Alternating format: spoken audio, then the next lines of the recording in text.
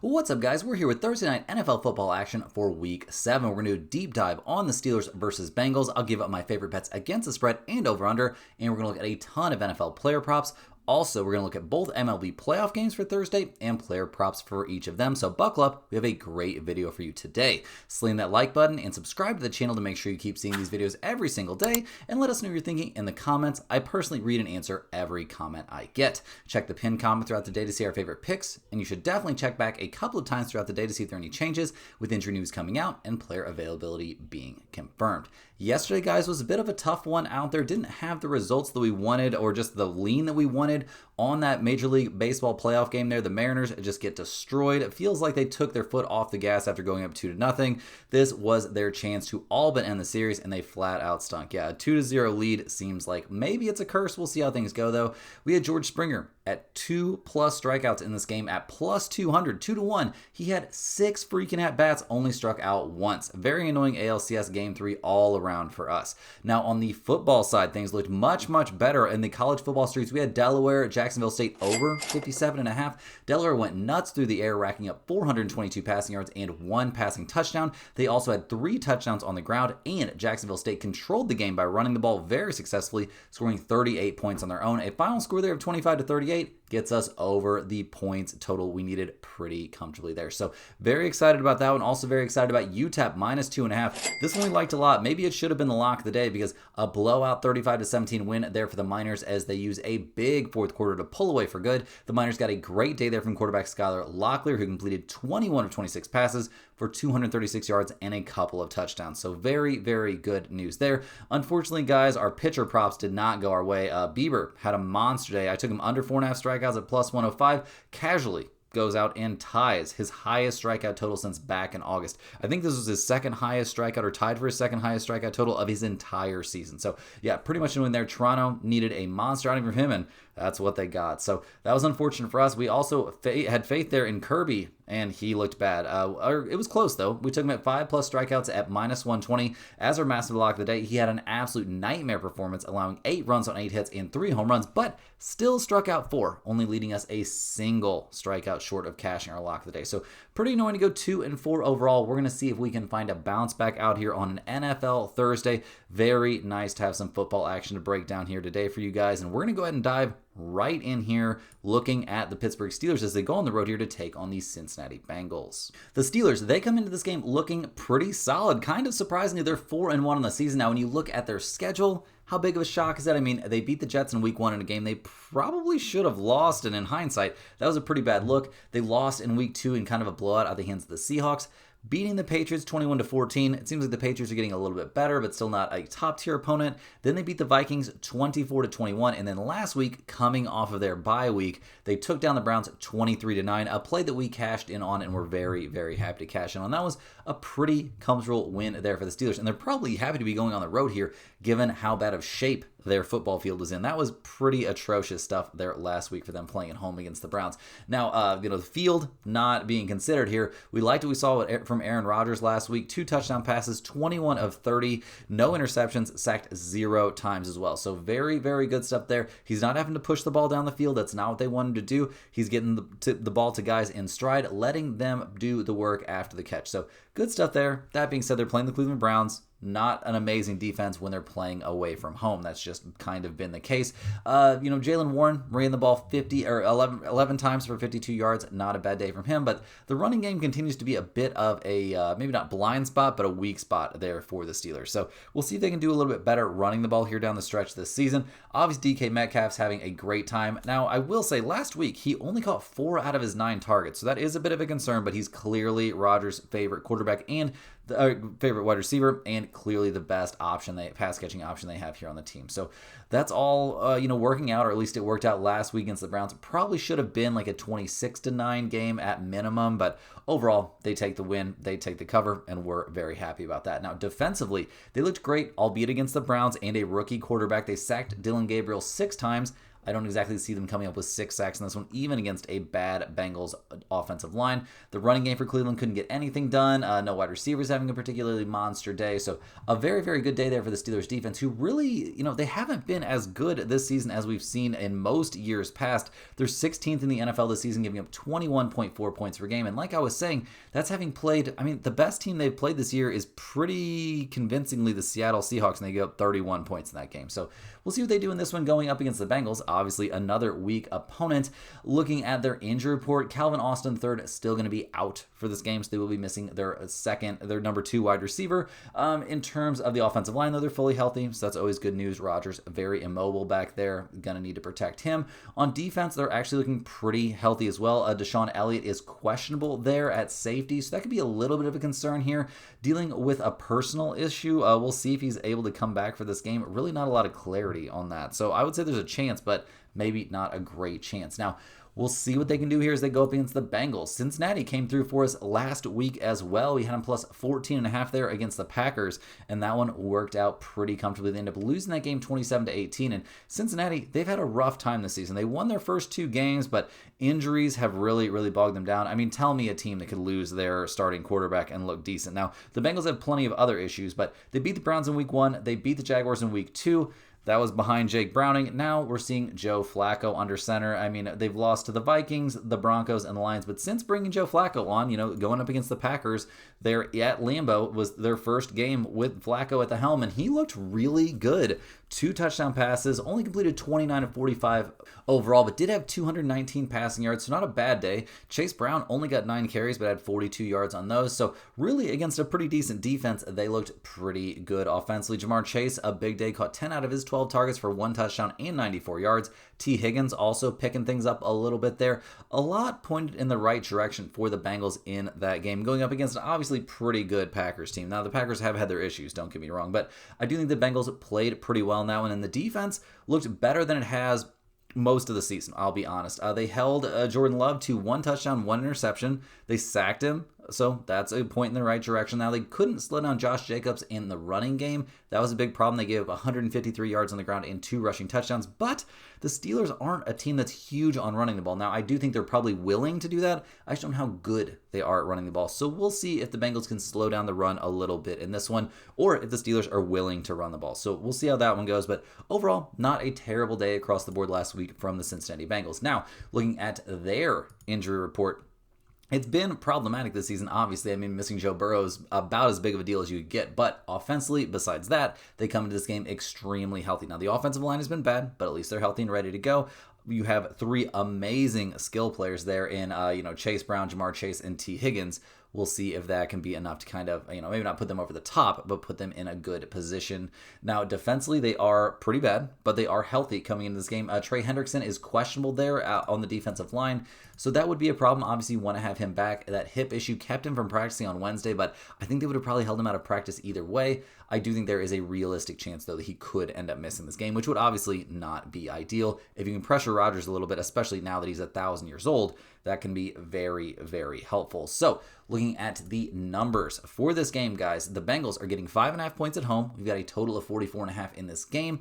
In terms of the weather, looking like a clear, cool night in Cincinnati. Very little wind. Temperatures around 58, so really no weather concerns for this game. In terms of some trends for this one, the Steelers, they're 3-2 against the spread this year. They're also 3-2 to the over. The Bengals are 2-4 against the spread. They are 4-2 to the over themselves. So right off the bat here, guys, I actually think over 44.5 is live in this game. I'm not a huge fan of taking overs here in these primetime standalone games, but I do think this is a spot we might want to do that. The over is 8-1 in the Bengals' last 9 home games. Neither team is great at running the ball. Both are going to be throwing it a lot, albeit not down the field, but still that leads to more total plays being ran due to lots of clock stoppages there. So I think that is going to result in a higher total score, and getting to 45 total points isn't that crazy. In terms of our against the spread lean, I will be taking the Bengals and the points here at home. Mike Tomlin, as a favorite of 5 or more on the road, is 19-29 in his career. Will Joe Flacco get better in his second week with his new team? I do think he'll get at least a little bit better. The Steelers either can't or won't run the ball, so that concern is removed there for a Bengals team that's not great at stopping the run. I think all of that could lead this to being a one-score game down the stretch, and that definitely makes me like the home team here, getting almost a touchdown. You could wait around and see if this number gets a little bit better. We'll do a real quick double check. That would be incredible if it had changed for us. It is not. So I would be a little surprised to see this get to 6, but if it did, I think that's some excellent value there on Cincinnati.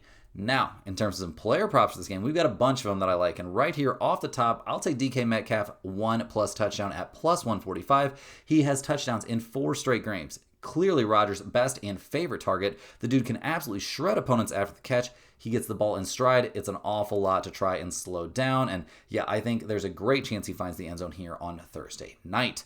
On the Bengals side, I'll take Jamar Chase here. 1+ touchdown at +145. He came up with a touchdown last week, had 12 targets. It seems like Flacco knows what he has here with one of the best wide receivers in the league. Despite a terrible quarterback situation, Chase has come up with 4 touchdowns so far this season, has reached the end zone in 3 out of the 5 games.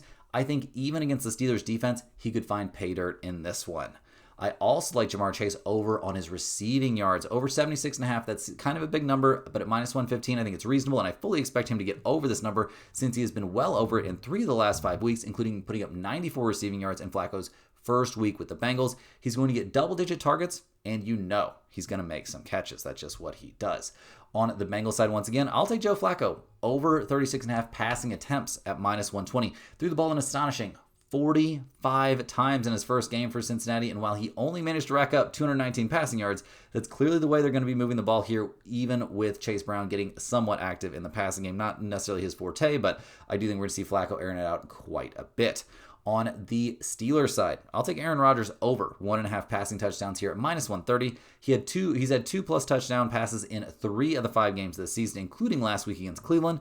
The Bengals defense is not good. There's really no way around that. There is no way around that. So I fully expect him to come up with a couple passing touchdowns in this game.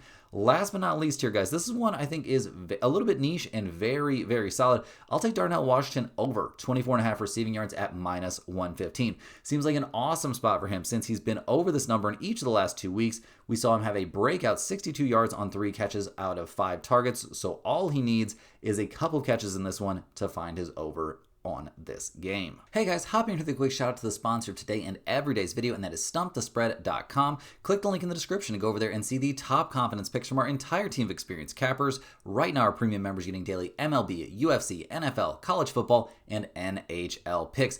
NHL season's gotten off to a fantastic start, guys, crushing the books right out of the gate, so definitely get over to stumpthespread.com and check that out. You also want to click that link to get over to stumpthespread.com and check out all of the free picks that are posted over there every single day. There's also where you'll find our free-to-use bet size calculator, and that's where you can find the way to get on our free email newsletter. That email list is a great resource, guys. All you got to do is go over to stumpthespread.com, click that login button, set up a free account over there. All they're going to ask you for is your name and your email address. That is it. You'll get 1 email straight to your inbox every single day. It'll have at least 1 free pick in it, oftentimes 2 or 3. Information on niche sports betting like golf, NASCAR, WNBA was a big focus there for a while.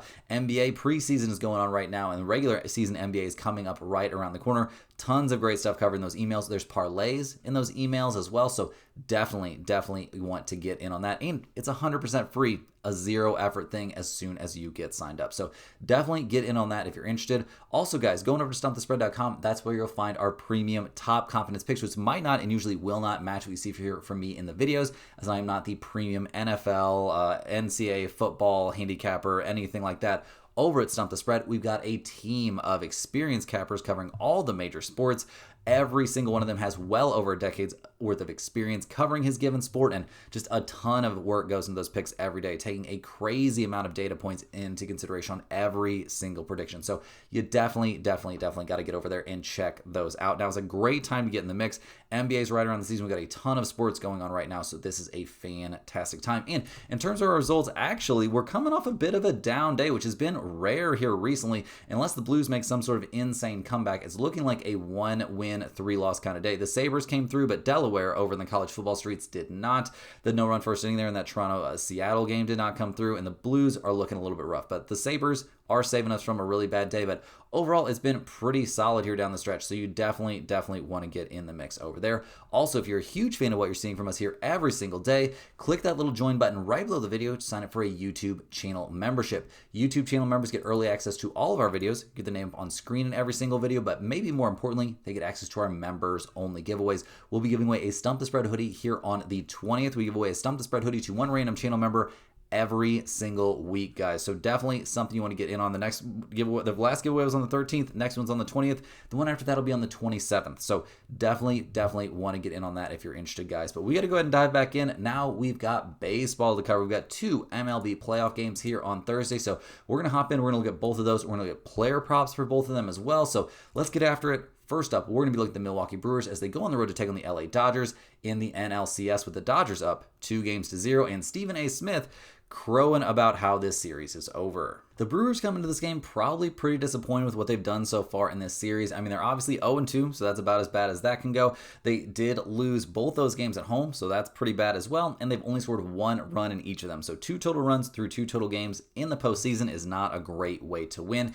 In Game 2, it didn't look great. Yamamoto threw a 3-hitter at him, so that was pretty devastating. You didn't even get into the Dodgers bullpen. That was pretty big ice. Freddie Peralta was okay, but not great, and the bullpen was not amazing for the Brewers, which is a big problem considering how good the bullpen's been for them all year long. They also weren't hitting the ball particularly well, so yeah, just not a lot of positives there. Now, in terms of their starter for this game, we still don't have one confirmed, so not going to be able to give you the best leans here because they're playing that one very close to the chest. Could it be another bullpen start from the Brewers? I think that's definitely possible. I also don't think that's a terrible idea, especially since what we've seen them getting from their starters here recently. So we'll see. We'll see what the pitching situation looks like here for Milwaukee, but they're playing it close to the chest, and unfortunately, that means we don't have all the information coming into this one. Obviously, they haven't hit the ball well so far this series. Over the course of the season, they've hit the ball very well, so they could definitely bounce back here. They're a pretty good batting average, pretty good on-base percentage kind of team. Not crazy power numbers, but enough to generally get the job done this season. I think the 3 hits they put up there in Game 2 is a lot worse than what they could do here in Game 3, but we'll have to wait and see because we don't have a confirmed starter for them for this game. Now, the Dodgers,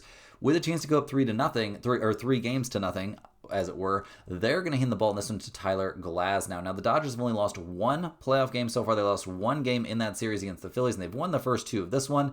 Glasnow comes into this game throwing the ball great. He had 2 outings there against the Phillies. 1 was a bullpen appearance.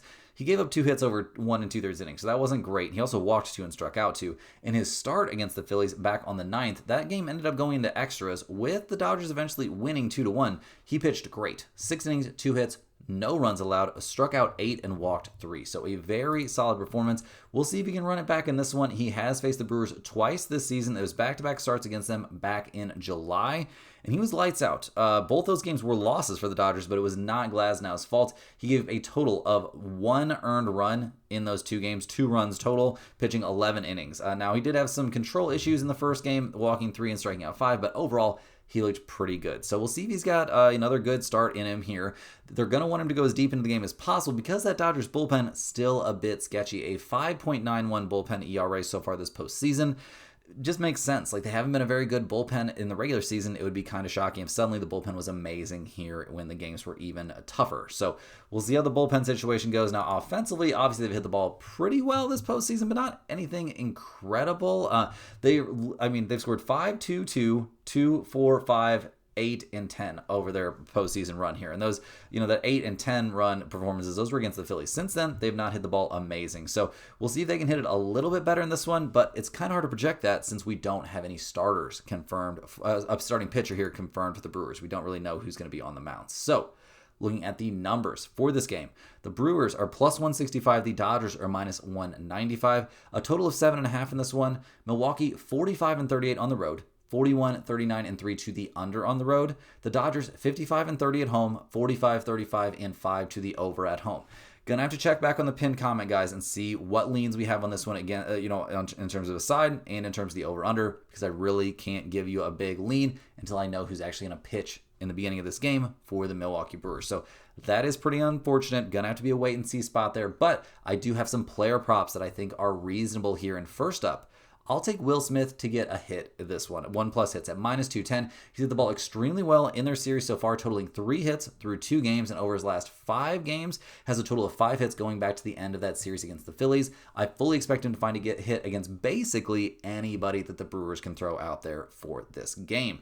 I also like Tommy Edman here over or 2+ hits at +300. I know this is going to be a little bit tougher since he's in the middle of the order, but he's been a streaky hitter for basically his entire career. He's been looking great in this series so far, picking up 2 hits in game 2, including a double, and going 1 of 3 in game 1. So I think there's a good chance we can see another big night from him going back home in this one. For game 3, getting a couple hits, not out of the question. On the Brewers side, a play that I actually think has fantastic value here, I'll take Yelich to get a hit at -160. In each of the last 2 games, Glasnow started against the Brewers. We saw Yelich come up with hits, and in one game he came up with 2. He's also riding an 0-for-13 streak at the plate, so I think the do factor definitely comes into play here as well. I certainly like Yelich to get a hit in this game. In terms of a home run prop I like here, this one's a bit of a long shot, but I'll take Caleb Durbin 1+ home runs here at +1,000. Obviously, a super long shot, but he did come up with a home run the last time the Brewers faced Glasnow, and while he hasn't hit a home run since back on September 14th, I think there's a chance we could see him take one deep here, and getting 10-1, I think that's a pretty reasonable lean. The only pitcher prop I have for this game, guys, I'll take Glasnow under 6.5 strikeouts in this one at -150. In his 2 starts versus Milwaukee earlier this season, he had 6 and 5 strikeouts respectively, and while he did strike out 8 against the Phillies the last time he was on the mound, I don't expect anything similar in this one, as Milwaukee is not a big strikeout team like that at all. Next up, guys, we're going to be looking at the Toronto Blue Jays as they go on the road to take on the Seattle Mariners. The Blue Jays come into this game probably feeling pretty great about themselves, a 13-4 win there in game 3 with their backs up against the wall. Yeah, a crazy offensive outburst there. 18 hits, 13 runs. They got an amazing start from Bieber that I did not see coming. Dude had pretty much his best, no, actually not pretty much, 100% his best start of the season. 6 innings, 4 hits, 2 earned runs allowed, walked 1, struck out 8. He did give up a home run. He did all that in 88 pitches, guys. He just looked so good. The bullpen came in, and it didn't really matter what they were going to do because the game was pretty much out of reach at that point, so it didn't matter that Rodriguez gave up 2 runs. Things were pretty much already sealed. So yeah, gotta love life if you're the Blue Jays here. Now, you avoided that 3-0 hole. You're now 2 games to 1. Or 1 game to 2, and you're very alive in this series. It's being reported right now that in game 4, the Blue Jays are going to hand the ball to Max Scherzer. He's had a bit of a weird year. Obviously, didn't get his season started until a bit later in the year. Coming off an injury, he's 5-5 on the season, a 5.19 ERA. Obviously, he is a super veteran. His last start of the season, last time he was on the mound, was back on September 24th. He went up against the Red Sox, went 5 innings, gave up 10 hits and 4 earned runs. Not great. Start for that, he got shelled by the Kansas City Royals.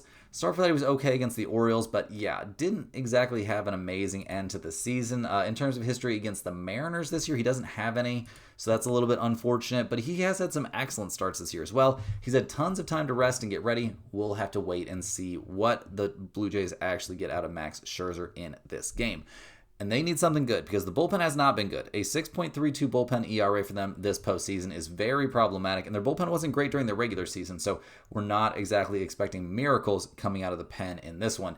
The Blue Jays have relied mostly on their offense to find success this year, and they found an awful lot of success, and especially there in Game 3. Now, prior to Game 3, there were definitely some problems. I mean, they scored 3 and 1 runs in the first 2 games of this series. Definitely not enough there. Over the course of the year, a great offensive team, and in Game 3, a great offensive team. So we'll see if they've got anything like that left in the tank. I don't expect them to put up 18 hits in Game 4. Seems pretty unlikely that they would have back-to-back games with 18 hits, but we'll see what they can do here as they go on the road to take on the Seattle Mariners. Now, the Mariners really feel like they let their foot off the gas there in Game 3. Maybe they got complacent up 2-0, thought this was going to be a walk in the park. Well, it turns out not so much of a walk in the park.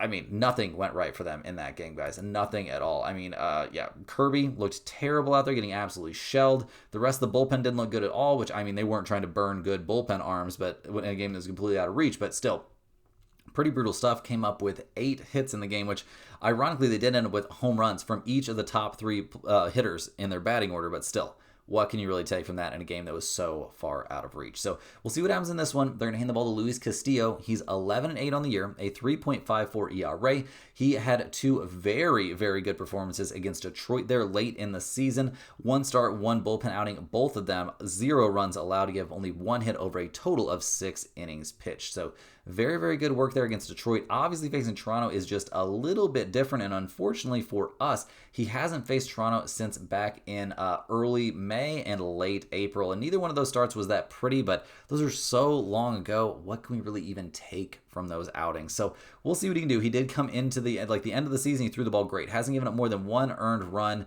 since September 7th. So we'll see what he looks like in this one. Obviously, it is a different situation, but I'm expecting Castillo.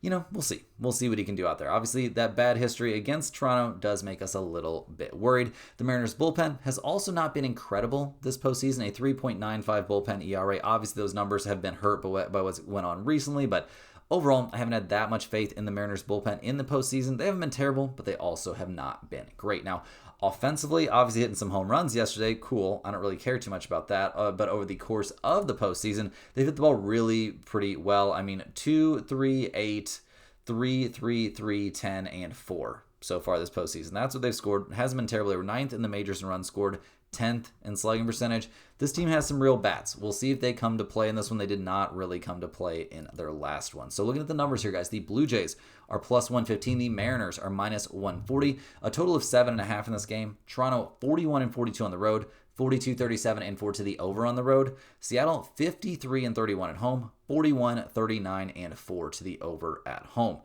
Well, guys, I am going to I'm going to run it back. I will take the Mariners here at minus 140. I have more faith in Castillo than I have in Scherzer. Do I have a massive amount of faith in the side in this game in general, though? I'm not going to lie. I do not have that much faith. So we'll see what actually happens. But yeah, the Mariners here at minus 140, very unlikely to make the pinned comment. A play that is, however, very likely, actually 100% going in the pinned comment.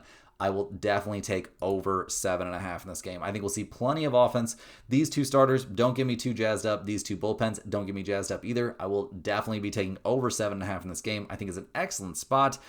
I'm not ruling it out as a potential lock of the day. In terms of some player props I like for this one, right off the bat, Castillo, I don't think we're going to see him out there that long. Now, this isn't a play that's going to make the pin comment, but I will take under 15.5 outs for him here at minus 102. Even if he's not terrible, something I'm definitely worried about with his bad history, even if it is ancient history there against Toronto.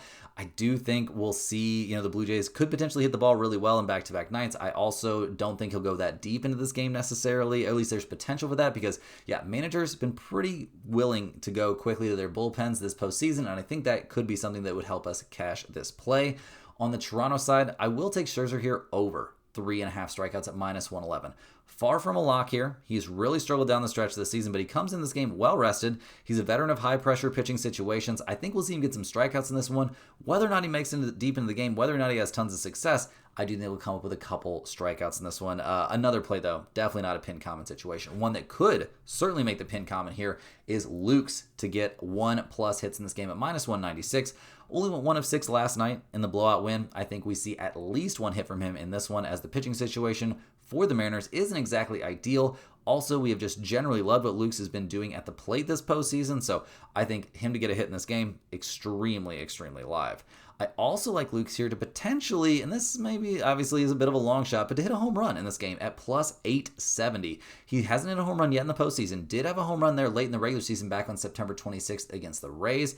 And he had a home run the last time the Blue Jays faced the Mariners, and at the last time the Blue Jays faced Castillo. And at this great price, I do think there's a shot that he could take one out tonight.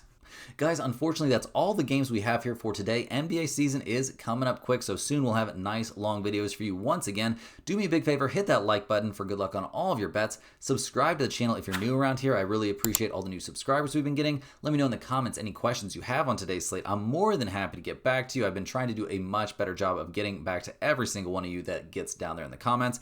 I appreciate everybody who watches these videos. Do me a big favor, click the link in the description to check out stumpthespread.com, and you're doing yourself a favor favor as well, guys. You want to get over there, check out all the free stuff. You want to get on that free email list. It's a fantastic resource every single day. And you also definitely want to check out those premium picks, guys. NHL season has been cooking. Lots and lots of good stuff coming up here on the football side this weekend as well. So definitely want to get in on that. And guys, we'll be right back here tomorrow, same time, same place, for more sports betting action.